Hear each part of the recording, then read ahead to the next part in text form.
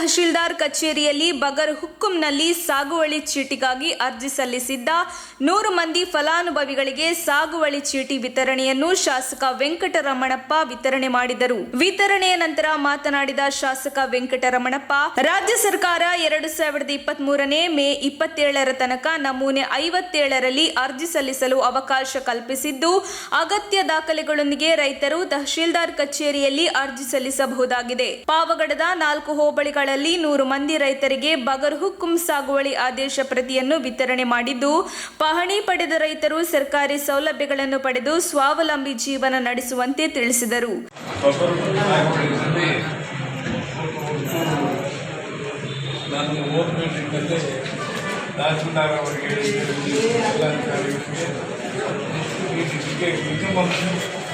ನೂರು ಜನಕ್ಕಾದರೂ ನಾವು ಸಾಗುವಳಿ ಚೀಟಿ ಕೊಡಬೇಕು ಅಂತ ಅದಕ್ಕೆ ಬಹಳ ಕಷ್ಟ ಬೇಕು.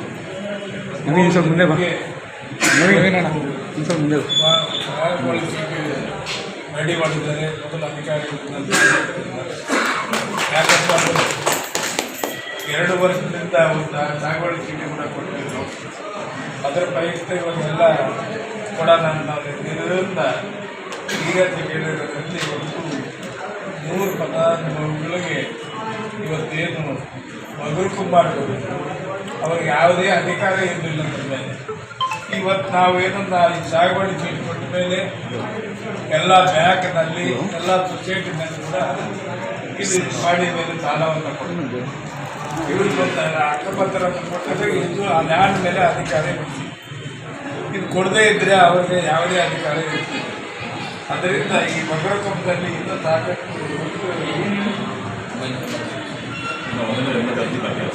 ಇನ್ನು ಸುಮಾರು ಹೆಚ್ಚುಗಳಿಗೆ 1000 ಅರ್ಜಿ ಪೆಂಡಿಂಗ್.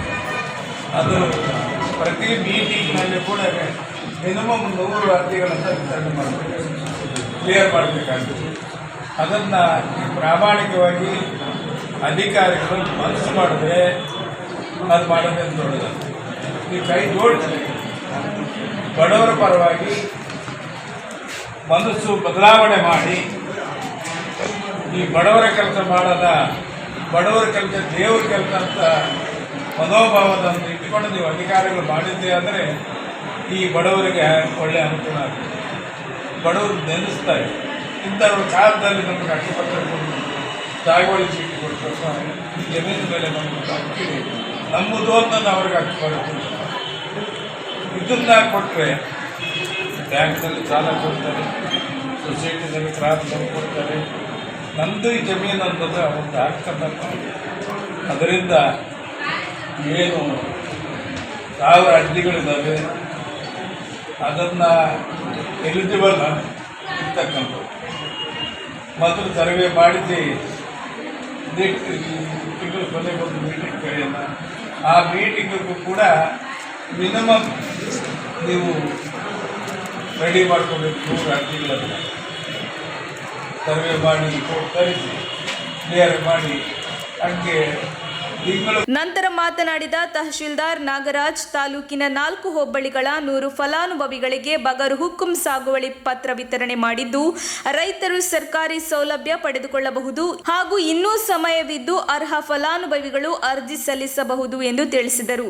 ಈ ವೇಳೆ ಬಗರ್ ಹುಕ್ಕುಂ ಸಮಿತಿ ಸದಸ್ಯ ನವೀನ್, ಸಿದ್ದಗಂಗಮ್ಮ, ಪಾಲಯ್ಯ, ಶಿರಸ್ತೆದಾರ ಮೂರ್ತಿ ಹಾಗೂ ಫಲಾನುಭವಿಗಳು ಹಾಜರಿದ್ದರು. ವರದಿ ನಂದೀಶ್ ನಾಯ್ಕ್ ಪಿ. ಸಂಬಂಧಪಟ್ಟಂಗೆ ನಮ್ಮ ಪಾವಗಡ ತಾಲೂಕಲ್ಲಿ ಸಂಬಂಧಪಟ್ಟ ಅಂಕಿಅಂಶಗಳನ್ನು ಹೇಳ್ತಾ ಇದ್ದೀನಿ. ನಮ್ಮಲ್ಲಿ ಪಾವಗಡ ತಾಲೂಕಲ್ಲಿ ನಮೂನೆ 50 ಅರ್ಜಿ, ನಮೂನೆ 50ರಲ್ಲಿ ಒಟ್ಟು ನಮ್ಮಲ್ಲಿ 4130 ಅರ್ಜಿ ಹಿಂದೆ ಸ್ವೀಕಾರ ಆಗಿತ್ತು. ಅದರಲ್ಲಿ 2623 ಅರ್ಜಿ ನಾವು ಮುಂದೂರು ಮಾಡಿದ್ವಿ. 1505 ಅರ್ಜಿ ದೇವಸ್ಥಾನದಲ್ಲಿ ನಮ್ಮಲ್ಲಿ ಬಾಕಿ ಯಾವುದೂ ಇರೋದಿಲ್ಲ. ನಂತರ ನಮೂನೆ 53ರಲ್ಲಿ 2785 ಅರ್ಜಿ ಒಟ್ಟು ನಮಗೆ ಸ್ವೀಕೃತ ಆಗಿತ್ತು. ಅದರಲ್ಲಿ 544 ಅರ್ಜಿಗಳು ಮಂಜೂರಾಗಿದ್ದಾವೆ. 1356 ಅರ್ಜಿ ತಿರಸ್ಕೃತ ಮಾಡಿದ್ದೀವಿ. ಈ 985 ಅರ್ಜಿ ಬಾಕಿ ಇದ್ದಾವೆ. ನಾವು ಸಾಲುಗಳು ಕೊಡ್ತಾರ ಸಂಬಂಧಪಟ್ಟಾಗಿ ಈ ನಮ್ಮನೆ 53 ಸಂಬಂಧ ನಮ್ಮ ಈಗ 985 ಅರ್ಜಿಗಳಿದ್ದಾವೆ. ಇದು ಸಂಬಂಧಪಟ್ಟ ನಾವೆಲ್ಲ ಸಂಬಂಧಪಟ್ಟ ಎಲ್ಲ ನಮ್ಮ ಗ್ರಾಮ ಲೆಕ್ಕಿರುವ ಮೂಲಕ ಅದು ಕಡತ ತಯಾರಿಸಿ ಕೊಡ್ತಾ ಇದ್ದೀವಿ. ನಂತರ ನಮ್ಮನೆ 57ರಲ್ಲಿ ಒಟ್ಟು 3179 ಅರ್ಜಿ 50 ತಿರಸ್ಕೃತ ಇದ್ದಾವೆ. ಉಳಿಕೆಯಲ್ಲಿ 3178 ಇದ್ದಾವೆ. ನಂತರ ನಾವು ಈ ದಿನ 24/2022 ಸಾಗುವಳಿ ಚೀಟಿ ತಕ್ಷಣ ತುಮಕೂರಿನ ಹೆಸರಾಂತ ಕಂಪನಿಯಲ್ಲಿ ಗುತ್ತಿಗೆ ಕಾರ್ಮಿಕರಾಗಿ ಕೆಲಸ ಮಾಡಲು ಯುವಕರು ಬೇಕಾಗಿದ್ದಾರೆ. ಲೋಡಿಂಗ್ ಮತ್ತು ಅನ್ಲೋಡಿಂಗ್ ಕೆಲಸ ಮಾಡುವವರು ಬೇಕಾಗಿದ್ದಾರೆ. ವಿದ್ಯಾರ್ಹತೆ SSLC PUC. ನೇರ ಸಂದರ್ಶನ ಇರುತ್ತದೆ. ESI ಮತ್ತು PF ಸೌಲಭ್ಯ ಕೂಡ ಇರುತ್ತದೆ. ಆಸಕ್ತರು ಕೂಡಲೇ ಸಂಪರ್ಕಿಸಿ. ನವೀನ್ GL. Mobile number 9743103968.